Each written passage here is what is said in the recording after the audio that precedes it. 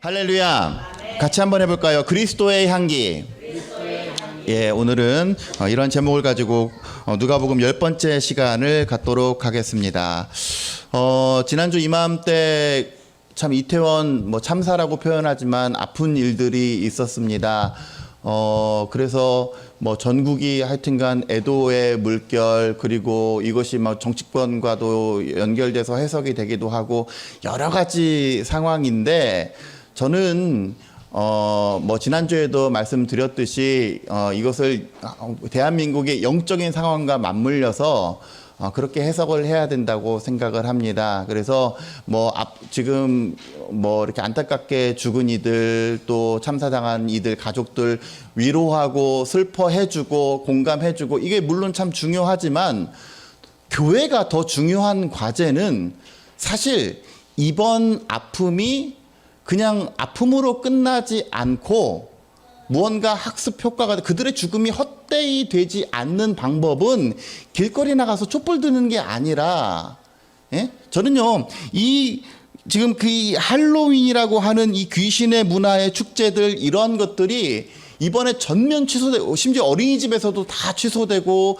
길거리에서 모든 할로윈의 문화가 다 사라지는 것을 보면서 저들의 죽음이 헛되지 않고 저들의 희생이 정말 가치가 있기 위해서는 이게 정말 할로윈이라고 하는 것, 이런 뿐만 아니라 거기에 모여서 유흥하고 흥청망청하고자 했던 그러한 것들이 정말로 위험한 것이고 하나님이 싫어하는 거라고 하는 것을 대한민국이 경각심을 가지고 받아들여서 내년에는, 그리고 후년에는 그러한 움직임들이 부질없는 것이다라고 하는 것을 대한민국이 깨닫는 것, 이것이 그들의 죽음이 헛되지 않는 길이다라고 생각이 되어집니다. 그래서 참 그렇죠. 애석하게도 그런 일들이 있었음에도 불구하고 여전히 홍대 거리는 불나방처럼 사람들이 왔다 갔다 하고, 여전히 할로윈이 기승을 부리고 하는 것이 대한민국의 또 동전의 이면과도 같은 그러한 것인데, 여러분들, 우리 기도하는 사람들이 그런 거 기도해야 되지 않겠습니까? 이 일을 계기로 더는 귀신의 문화가 판치지 않도록, 더는 흥청망청 유흥의 문화가 특히 이 젊은 세대들을 지배하지 않도록 건강한 대한민국이 되도록 위해서 함께 기도하고 나아가는 저와 여러분들 되어주시기를 먼저 주의 이름으로 간절히 축원합니다. 또 이렇게 여러 가지 우울한 일들만 있었는데 그래도 참 기쁨의 소식들도 있는 것 같아요. 우리가 이태원 참사 때문에 묻혀버린 소식이었고 언론에서 다루지 않은 그러한 얘기였는데 참 기쁜 소식이죠. 봉화 광산에 매몰된 인부 2명이 무려 221시간 만에 극적으로 생환돼서 온 사건. 저도 모르게 뉴스 속보를 보고 저도 모르게 만세! 그랬어요, 집에서. 제가 웬만한 걸로 이렇게 기뻐하고 즐거워해보지 않는 사람인데, 메마른 사람인데, 속보가 딱 뜨고 만세! 그랬어요, 만세! 그래서 기사를 보니까 여러 가지 다 접하셨을 거라고 생각이 되는데, 그 기사에 저는 항상 그 기사보다도요 밑에 있는 댓글들을 봅니다. 요즘에 글쎄요, 시대가 점점 이상해져가지고 이제 댓글도 차단해버리고 막아버리는 그런 시대가 돼버렸는데, 댓글을 본다라고 하는 것은 요즘 사람들의 생각과 흐름을 읽을 수 있기 때문에 전 댓글을 자주 보는 편이에요. 그러니까 보니까 전부 다 살아주셔서 감사합니다, 우리에게 희망이 되었습니다, 이렇게 우울한 소식들만 있었는데 참 너무나 감사합니다, 내가 다 감사합니다, 이런 기사들, 이런 댓글들이 참 많이 있는 것을 보고, 아마 이 목사가 그 소식을 보고 만세했던 그 기쁨과 다르지 않을 것이다 라고 이렇게 생각이 됩니다. 그러면서 한편으로는 그런 생각도 들어요. 경북 봉화에 나랑 전혀 상관없는 두 사람이 비록 아픔을 겪었지만, 그래서 극적으로 살아왔지만 나랑 뭔 상관이에요? 예? 나랑 뭔 상관이길래, 그리고 글 쓰는 사람과 어떤 상관이 있길래 내일처럼 그렇게 기뻐하는 것일까? 이태원도 마찬가지죠. 그들과 나와 무슨 상관이 있길래 내가 정말 그렇게 슬퍼하고 애도를 표하고 가서 울고, 나랑 뭔 상관이 있길래요? 혈연으로 묶였습니까? 지연으로 묶였습니까? 나의 삶 가운데 속해 있는 사람입니까? 아무런 연관성이 없음에도 불구하고 내일처럼 슬퍼하고 우리는 내일처럼 기뻐한단 말이죠. 그것을 다른 말로 표현하면 뭐예요? 인류예요, 인류에. 비록 나랑은 아무런 상관이 없는 일이지만 정말 아픔 당한 사람이 살아나서 정말 목숨을 다시 부지하게 되고 그 목숨을 연장하게 되고 새로운 소망이 생긴 것, 그것이 비록 나와 상관이 없는 일이지만 내 일처럼 기뻐하고 또 안타까운 죽음에 대해서 내 일처럼 슬퍼하는 것이 바로 하나님께서 우리에게 근본적으로 주신 본성 인류애입니다. 인류애. 그리스도인이라면 이런 인류애가 풍성해야 돼요. 그냥 내꺼 세상 사람들이 그리스도인 교회를 보고 한 가지 이렇게 질타하는 것은 뭐냐면 그들은 너무 그들만 위한다. 교회는 너무 교회만 위한다. 그래서 우리 아까 찬양했지 않습니까? 교회를 교회되게 보이기 위해서 우리의 역할이 중요합니다. 우리의 예배가 정말 그들만의 잔치가 되는 것이 아니라 정말로 예배되기 위해서 우리의 역할, 우리가 세상 가운데 어떠한 마음을 가지고 살아가느냐, 이것이 굉장히 중요합니다. 우리 박지혜 성도님 오늘 기도하셨는데 참 기도 구구절절 제가 선포한 말씀을 또 함께 그 기도에 녹아내리고 또 그래서 오늘 기도하는 내용 가운데 여러분 그렇죠. 이 오늘 읽으신 이 복음의 말씀은 예수님께서 말씀하신 설교예요. 설교. 그렇기 때문에 이 목사가 이 설교에 대해서 뭔가 가감한다라고 하는 것이 굉장히 조심스럽습니다. 그냥 이거 그대로 저는 오늘 어차피 뭐예요 등산 우리 야유회도 하고 하니까 그냥 이건 예수님의 설교니까 알아서 들으세요. 그리고 딱 한번 읽고 그냥 가도 돼. 그렇지만 이 말씀 가운데 특별히 이 말씀을 우리 가운데 하시는 이유, 선포하신 그 이유가 무엇이며 우리는 과연 이 말씀을 어떤 마음을 가지고 이 땅 가운데 살아가야 될 것인지 함께 보면서 은혜를 나누고자 합니다. 누가복음 6장 보시죠. 뭐예요? 27절 이하를 보면 지금 마태복음에서 말하는 소위 말하는 산상설교, 웬일인지 누가복음에서는 산상설교가 아니라 평지에서 하는 설교인데 어쨌든 간에 설교입니다. 설교.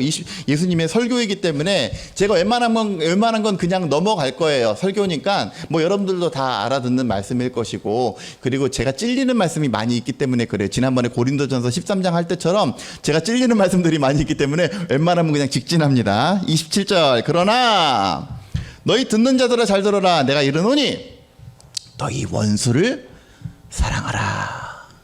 그럴 수 있어요? 참 힘들죠. 원수를 사랑하며 가끔 가다가 남편이 왼수처럼 보이고 아내가 왼수처럼 보인다는 그런 사람들도 있는데 사랑하랍니다.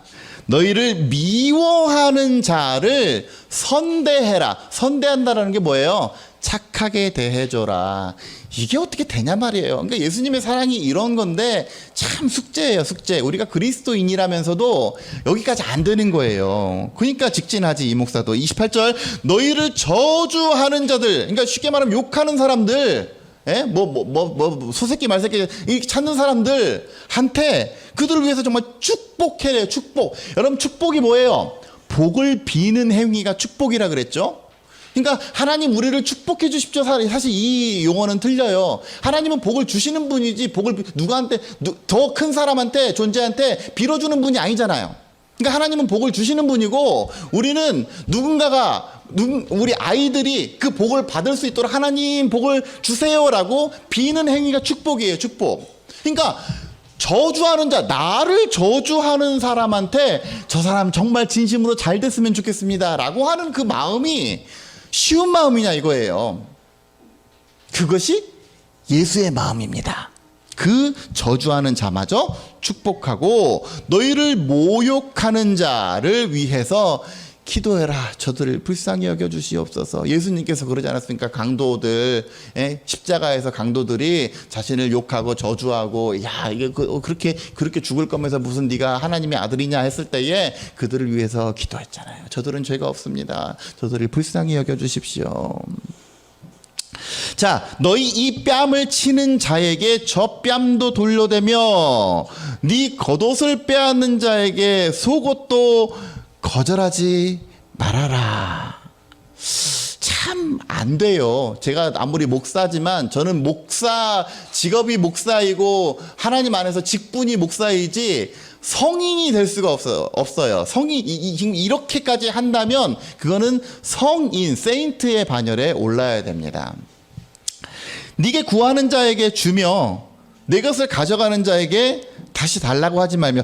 여기서부터는 좀 가능할 수도 있겠어요. 예? 너한테 구하는 자에게 주며 내 것을 가져가는 자에게 다시 달라고 하지 말고 남에게 대접을 받고자 하는 대로 너희도 남을 대접하라.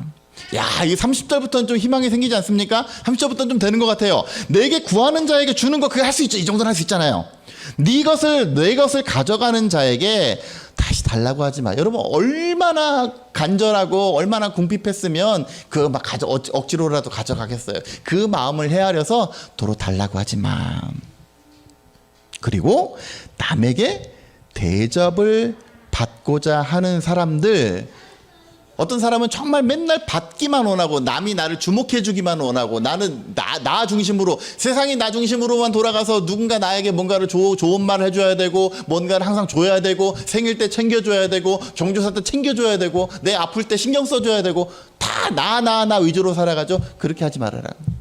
정말로 그렇게 하고자 하는 마음이 있으면 누군가의 아픔에 귀를 기울여보고 누군가의 니드에 관심을 가져보기도 하고 누군가의 기쁜 일에 함께 박수 쳐주고 그것을 하라 이거예요. 뭐 하면? 내가 관심받고 싶으면. 32절 너희가 만일 너희를 사랑하는 자만을 사랑하면 칭찬받을 것이 무엇이냐.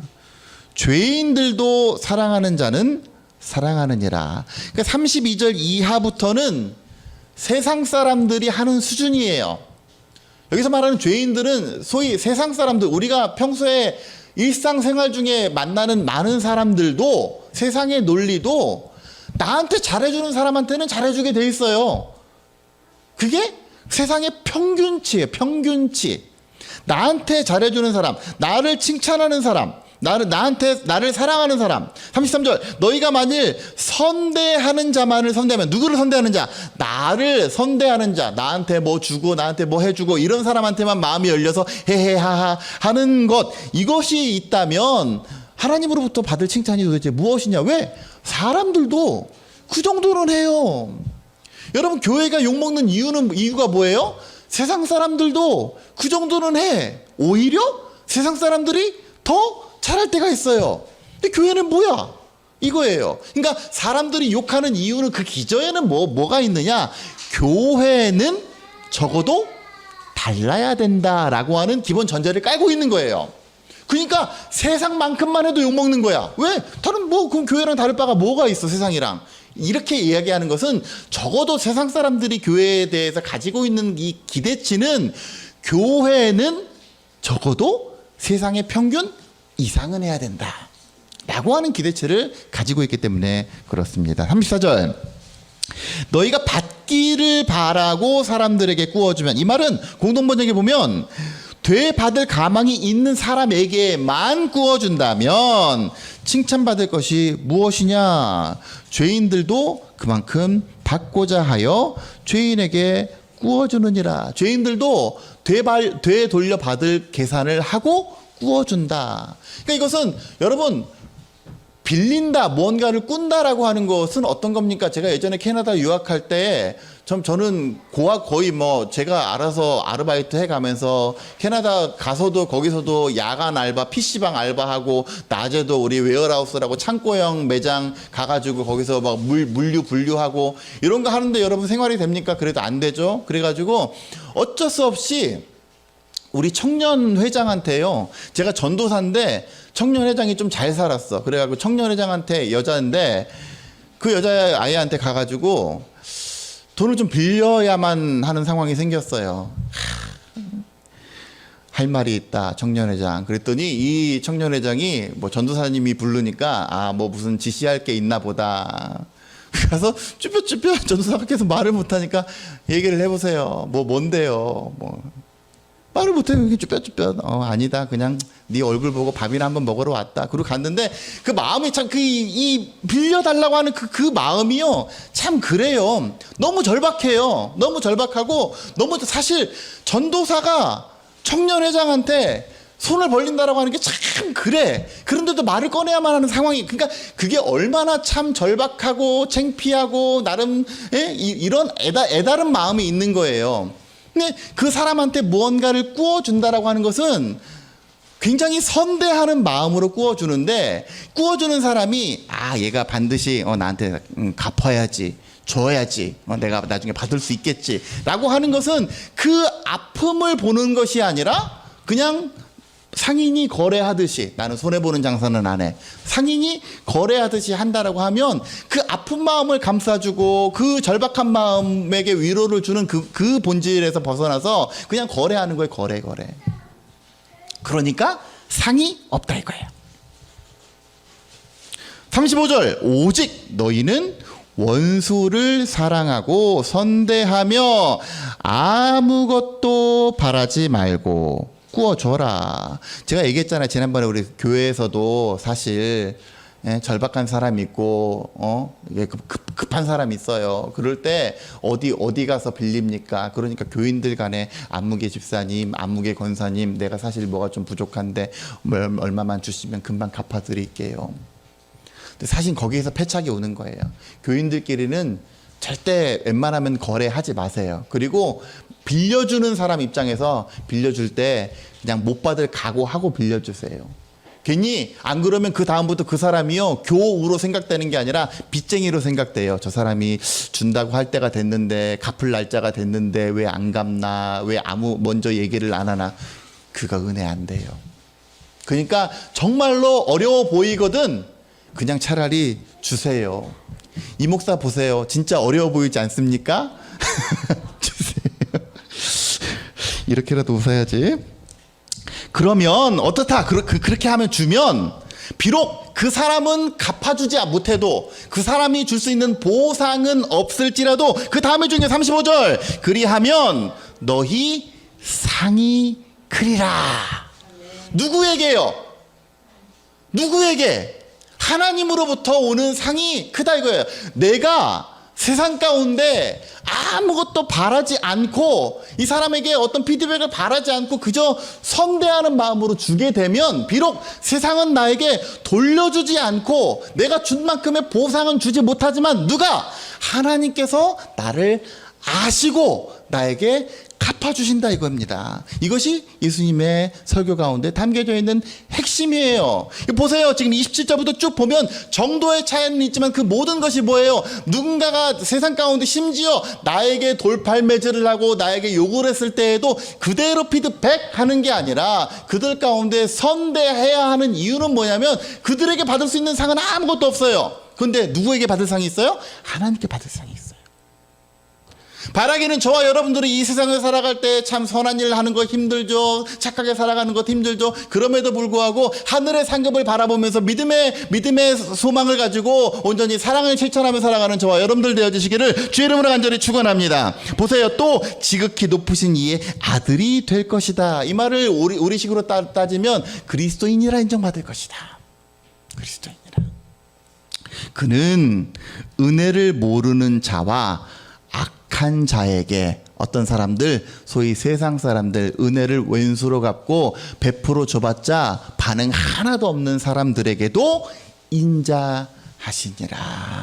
36절이 중요합니다. 같이 한번 해볼까요? 너희 아버지의 자비로우심 같이 너희도 자비로운 자가 되라. 시작. 이걸 한마디로, 지금 이 설교를 한마디로 요약하면 그거예요. 하나님께서 그렇게 하시지 않았느냐. 하나님께서 이 땅 가운데 제가 엊그저께 우연히 TV 채널을 틀다가 10개를 봤어요. 10개. 뭐 예전에도 봤던 영화지만 10개 딱 오랜만에 보니까 참 그 새삼스럽기도 하고, 요즘의 기술에 비추어 보면 참 유치하다는 생각도 들고, 그 당시는 엄청 대작이지 않았습니까? 홍해를 건너는 과정, 출애굽하는 모든 과정 가운데 하나님께서 어메이징한 기적을 보여주시고 이스라엘, 절망에 빠져있는 이스라엘을 구해 줬는데, 그 구원의 손길을 베풀어 주셨는데 이스라엘 백성들은 틈만 나면 뭐예요? 막 우상 만들려고 그러고 곁가지로 빠지려고 그러고 막 모세한테 뭐라 그러고 다시 애굽으로 돌아가자고 하고, 하나님 입장에서 보면 얼마나 속상합니까? 아무리 은혜를 베풀어 준들, 아무리 선대해 준들 반응도 없고 깨닫는 것도 없고, 오히려 하나님을 향해서 이상한 소리나 하고 다시 이 세상으로 돌아갈래 이런 소리 나는 이 이스라엘 백성들이 참 얼마나 참 그러겠느냐 이 말이에요. 그럼에도 불구하고 은혜를 모르는 자와 심지어 악한 자에게까지 인자와 정의를 베푸시는 하나님, 그 주님의 마음을 본받아서 저와 여러분들도 아버지의 자비로우심 같이 우리도 자비한 자가 되는 그런 귀한 역사가 있으시기를 주의 이름으로 간절히 축원합니다. 37절 비판하지 말아라. 그럼 너희도 똑같이 비판을 받지 않을 것이고, 정죄하지 말아라. 그럼 너희도 똑같이 정죄받지 않을 것이다. 용서해라. 그리하면 너희가 용서를 받을 것이고, 38절 받고 싶냐? 그러면 주어라. 받아라가 먼저가 아니에요. 주어라. 여기도 똑같은 원리가 적용됩니다. 주어라. 누구에게 주어라? 주어라. 세상에게 주어라. 그들이 내게 돌려줄 가능성이 없는 사람들에게라도 주어라. 그리하면 어떻게 된다? 그리하면 너희에게 줄 것이니, 여기 지금 보어랑 주어가 빠져 있어요. 주어라. 누구에게? 세상에게 주어라. 그리하면 누가? 하나님께서 누구에게? 우리에게 줄 것이다. 이것이 성경의 원리이고, 이것이 하나님 나라의 법칙이고, 이것이 그리스도인이 이 세상을 살아가는 원리입니다. 비록 세상은 내게 뭔가를 주지 않고 세상이 내게 주는 것에 하나도 감동하지 않을지라도 그럼에도 불구하고 주어라. 그리하면 하나님께서 그것을 보시고 감찰하시고 갚아주실 줄로 믿습니다. 그러면 어떻게 주는데 어떻게 줄 것이냐? 후히 되어서 누르고 흔들어 넘치도록 하여 너희에게 안겨주리라. 이 말씀이 참 중요하죠. 너희가 헤아리는 그 헤아림 가지고 너희도 헤아림을 도로 받을 것이니라. 이것이 예수님의 설교였습니다. 여러분, 이 말씀을 듣고 우리가 헤아려야 될 것들이 몇 가지가 있어요. 예수님은 왜 사람들에게 이러한 설교를 하였고 왜 우리가 이렇게 살아야 되느냐라고 하는 것이죠. 여러분, 오늘 지금 누가복음 6장 27절부터 읽었지만 20절 한번 보세요. 20절 예수께서 눈을 들어 제자들을 보시고 이르시되, 이렇게 했어요. 그리고 나서 여러분 성경책 중에 웬만한 성경책은 전부 다 빨간색으로 표시가 되어 있을 거예요. 예수님의 말씀은 지금 예수님께서 이러한 설교들을 계속 이어 나가시는 겁니다. 그러니까 이 산상설교라고 불려지는 이 설교는 누구를 대상으로 한 거예요? 제자들을 대상으로 한 거예요. 제자들. 지난주에 우리가 제자에 대해서, 특별히 그 제자 중에서 엄선한 12사도에 대해서 배웠는데, 제자들이 해야 될 일이 뭡니까? 각동각처로 다니면서 두루 다니며 복음을 전하고 주 예수 그리스도를 믿게 하는 데 사용되는 도구가 되는 것이 제자들의 역할 아닙니까? 이 제자들이 이렇게 살아야만 하는 이유는 뭐냐면, 그래야 복음에 장애가 되지 않기 때문에 그래요. 제자들을 특별히 이러한 높은 어떤 도덕적이고 높은 고차원적인 사랑의 수준을 요구가 되는 이유는 그래야 복음에 장애가 되지 않기 때문에, 이렇게 안 살면, 반대로 이렇게 안 살면 복음이 막힌다는 거예요. 그냥 세상 사람들 하는 수준 정도로만 하면 복음이 막힌다는 거예요. 우리식으로 따져보세요. 우리 그리스도인들이 세상 가운데에서 이렇게 못 사니까, 세상 사람들의 교회를 향한 눈높이는 이 정도인데 예수 그리스도라며, 사랑의 종교라며, 그러면 사랑해야지 라고 하는 그 수준을 요구하는데, 우리는 내 이득이 담겨져 있고 혹은 내가 손해나는 상황이고 어떤 그런 환경 속에서는 그 손해를 안 보려고 그래요. 내가 한 대 맞으면 난 두 대를 접해야 돼. 이러한 상황에서는 사람들은 앞뒤 안 가리고 뭐를 욕해요? 교회를 욕하고 복음을 욕하고 예수 그리스도를 욕해요. 그 복음에 장애가 되지 않게 그 당시에 손해보고, 사실 저도 그렇습니다. 저도 우리 승우가 좀 작은 편이기 때문에 어린이집에서 그래요. 야, 큰 애들이 건들면 너 태권도 배웠으니까 태권도 배웠으니까 먼저 때리지는 말되 맞으면 가만히 있지 말고 너도 하여튼 다한테 똑같이 해라고 나머지 게임값은 내 아빠가 물어줄 테니까 똑같이 하라고 이렇게는 가르쳐 주는데 사실 옳은 교육은 아니죠. 그럼에도 불구하고 우리가 예수 그리스도의 말씀을 새겨야만 하는 이유는 뭐 복음이랑 상관이 없는 상황에서는 뭐 괜찮겠어요. 그런데 우리가 적어도 그리스도인으로 여겨지고 내가 내 삶 가운데서 예수 그리스도의 향기를 드러내기 위해서는 적어도 이 정도의 삶을 살아야 그리스도인이라고 인정을 받을 수가 있기 때문에 그렇습니다. 여러분 오늘 주보 보세요. 금주의 한 구절. 금주의 한 구절. 우리 고린도전서 후서를 다 했기 때문에 여러분들 다 기억하실 테지만 제가 거기다가 잘못 써놨습니다. 고린도전서가 아니라 고린도후서예요. 고린도후서 2장 15절인데 같이 한번 읽어볼까요? 시작. 우리는 구원받는 자들에게나 망하는 자들에게나 하나님 앞에서 그리스도의 향기니. 예, 이 말씀을 잘 한번 생각해 보세요. 누구에게나 구원받는 자들은 누구에게요? 이 복음에 대해서 열려있는 사람들 에게 그리스도의 향기가 될 수 있다. 근데 그뿐만 아니라 누구에게까지 심지어 망하는 이들, 소위 교회 욕하는 사람들, 세상 사람들, 또 교회를 향해서 돌팔매질 하는 사람들에게도 동일하게 우리는 그리스도의 향기가 돼야 되는 거예요. 받아들이고 안 받아들이고는 그 사람들 나중에 그 사람들의 몫인 거예요. 우리가 이 세상 가운데 그리스도의 향기가 진동하는 자가 되지 않으면 맛이르는 소금이 되어서 무색, 무치 그러한 사람이 되면 뭐 교회 다녀봤자 다를 게 뭐가 있어. 교회 뭐 들라고 다녀. 이런 소리만 듣게 되고 결국은 그것이 복음의 장애가 되기 때문에 그렇습니다. 제자들이 예수님께서 이후에 이제 누가복음 이후에 제자들을 파송을 하시는데 70인 제자들을 각동 각처에 파송하시면서 이러저러하게 행하라. 두루 다니면서 천국 복음을 전파하라 라고 했는데 그들이 혹여 섭섭하게 대해주고 한 거에 대해서 일일이 다 반응하고 뭐 이렇게 세상 사람들이랑 똑같은 마음을 가지고 특별히 얘기해주 지난주 12사도들 어떻다 그랬습니까? 면면이 봤을 때 덜어는 뭐 이렇게 우락부락한 사람도 있고 덜어는 세상에 샘에 밝은 사람도 있고 이런 사람들이 각동 각자에 다니면서 똑같이 행했다고 생각을 해보세요. 그 사람들이 복음을 받아들이냐? No, 아니죠. 그러기에 복음의 일꾼된 자 내가 그리스도 예수의 제자가 되기를 원한다면 오늘 예수 그리스도의 마음을 헤아려서 하나님께서 이 땅 가운데 자비하심을 행했던 것 같이 우리도 자비와 너그러운 마음으로 이 세상을 대하는 저와 여러분들 되어주시기를 주의 이름으로 간절히 축원합니다. 끝나려면 아직 한참 멀었어요. 두 번째로 우리가 생각을 해야 될 것이 있어요. 그게 뭡니까? 뭐냐면 빚진 자 의식을 가져야 됩니다. 빚진 자 의식. 뭐예요? 이 지금 교회가 세상을 향해서 무언가를 선대하고 뭔가 구제를 하고 뭔가 그들에게 받지 못할 것 뻔히 알면서도 여러분 우리가 지금 뭐 합니까? 쌀 나누기 운동, 뭐 연탄 지난번에 우리 연탄 배달 운동 했지만 그들에게 뭔가 받을 생각을 하고 해요? 더러는 그러죠. 에이 그거 해서 전도가 안 되는데 하지 맙시다. 그거 아니에요.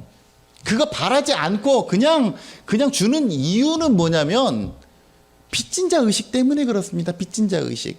이 빚진 자 의식은 뭐냐면 나도 빚진 자가 되었기 때문에 내가 형편이 될 때에 내가 여유가 있을 때에 나도 누군가에게 도와주는 것 이것이 빚진 자 의식이에요. 우리 여러분 지난번에 고린도 후서 하지 않았습니까? 한번 성경 한번 찾아보세요. 고린도 후서 고린도후서 8장 2절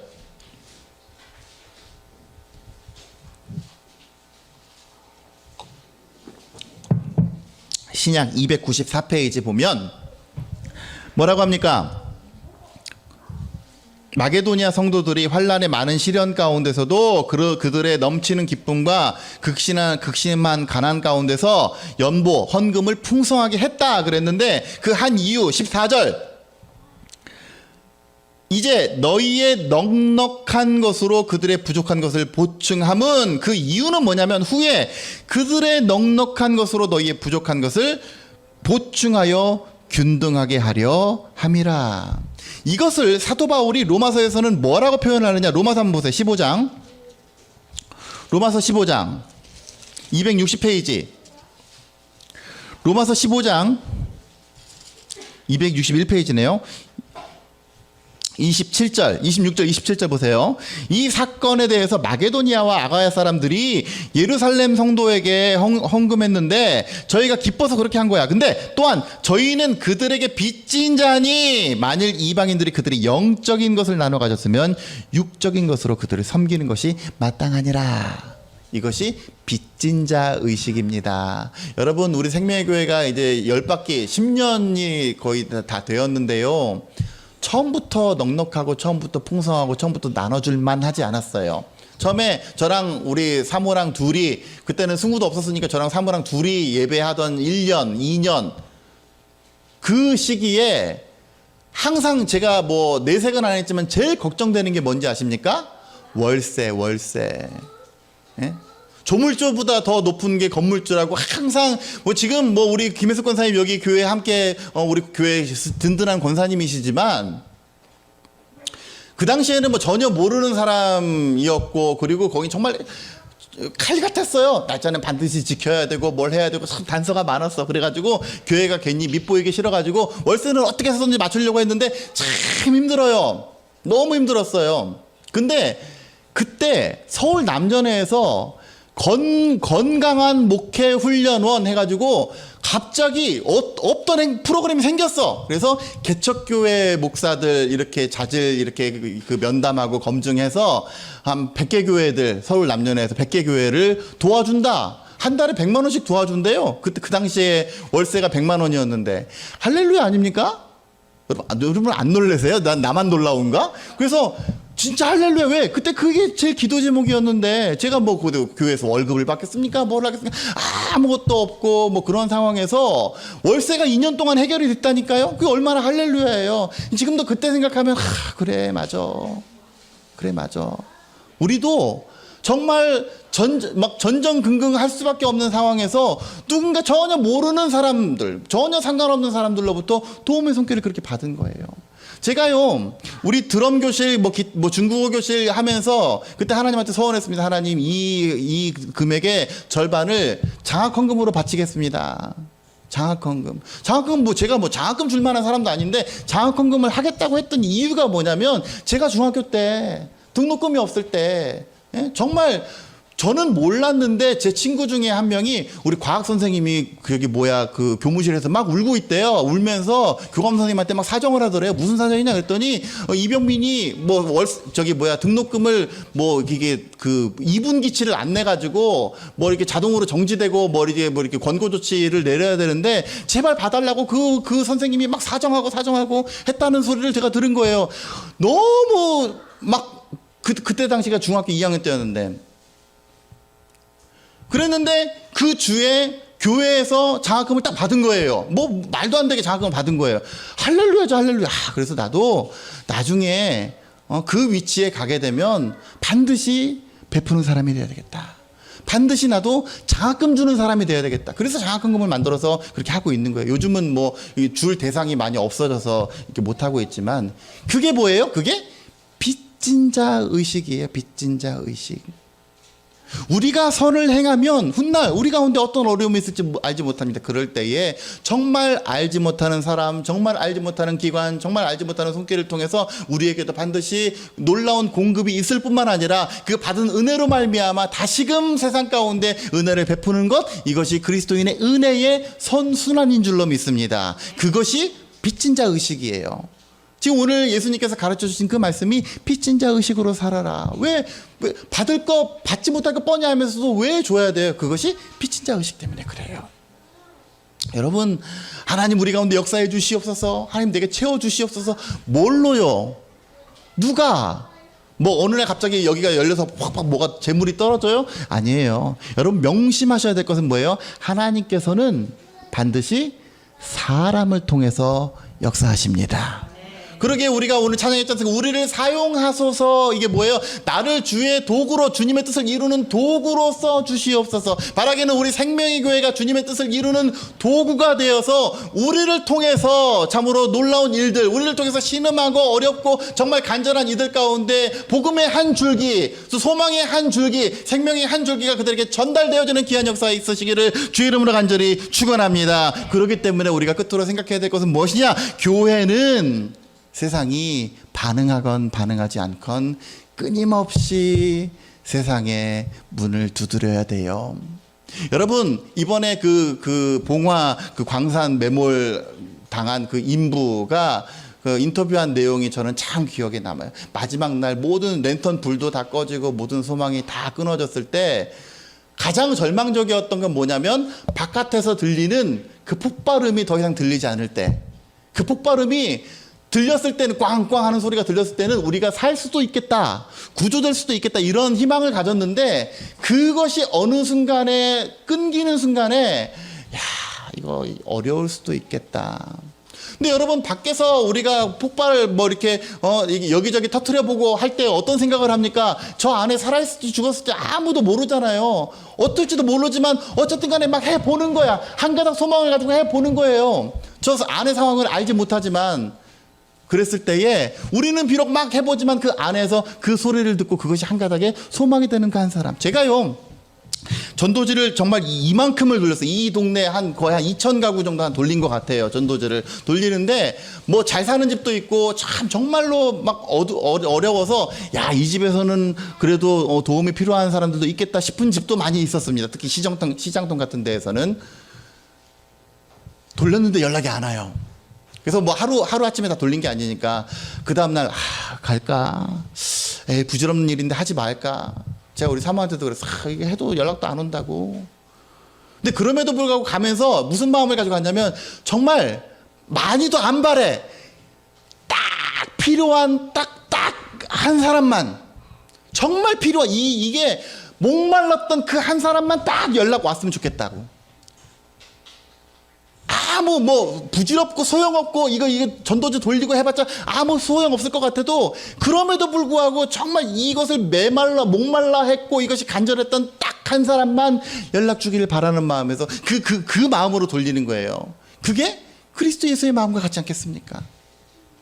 바라기는 저와 여러분 혹시 뭐 우리가 이번에 이렇게 나누고 뭐 지난번에도 연탄 나누고 뭐 모르고 우리 가운데 가시적인 뭐가 없을지도 몰라요. 그러나 그럼에도 불구하고 교회는 세상을 향해서 끊임없이 폭죽을 터뜨려야 됩니다.